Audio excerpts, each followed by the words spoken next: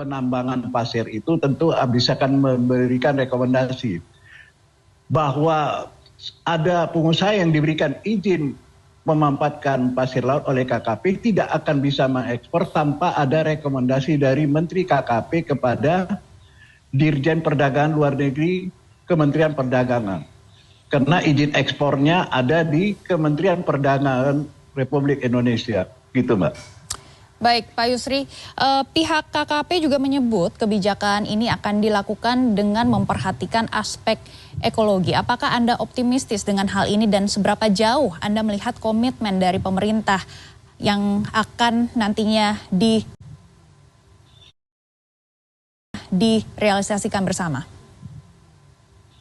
Nah, hal inilah yang menjadi pertanyaan kita dan harusnya menjadi tanggung jawab kita bersama mengawasi apakah apa yang dijanjikan oleh Kementerian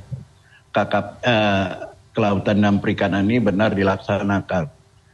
Karena seperti kita tahu biasanya sebelum diizinkan beroperasi, janji-janji manis itu selalu diumbar ke publik. Tapi pada kenyataannya kalau sudah berjalan, hal itu yang diabaikan. Jadi menjadi tanggung jawab kita bersama, termasuk media CNN ini harus menyoroti terus mengawasi proses rencana ekspor pasir laut ini. Gitu, Mbak. Baik, Pak Yusri. Terakhir, Pak Yusri, mungkin imbauan dan juga harapan untuk pemerintah?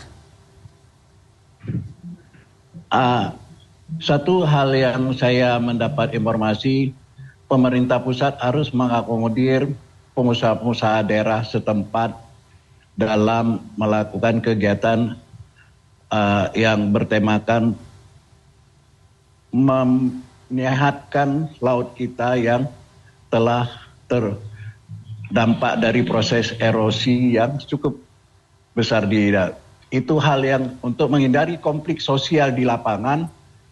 Inilah yang harus dipikirkan karena hampir saya dengar 70 pengusaha pasir laut menunggu kebijakan pemerintah ini.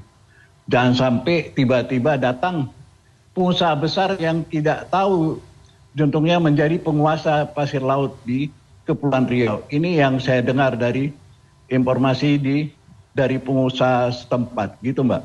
Baik, Pak Yusri, ini menarik ya. Bagaimana strategi untuk mencegah hal itu terjadi, Pak? Nah, inilah untuk mencegah itu harus ada transparansi. Di sini harus transparan Kementerian KKP dalam memproses pemberian izin. Karena kita tidak tahu tiba-tiba muncul pengusaha-pengusaha kakap di balik ini yang sudah kita dengar dari bisik-bisik sama ada grup-grup besar yang memang mengawal proses terbitnya peraturan pemerintah ini. Ini yang kita harus waspadai. Baik, Pak Yusri, kami akan terus memantau perkembangan ekspor pasir laut dan juga perizinannya dan juga kebijakan baru ini. Terima kasih Pak Yusri sudah bergabung bersama kami di CNN Indonesia Bisnis dan Referensi. Terima kasih.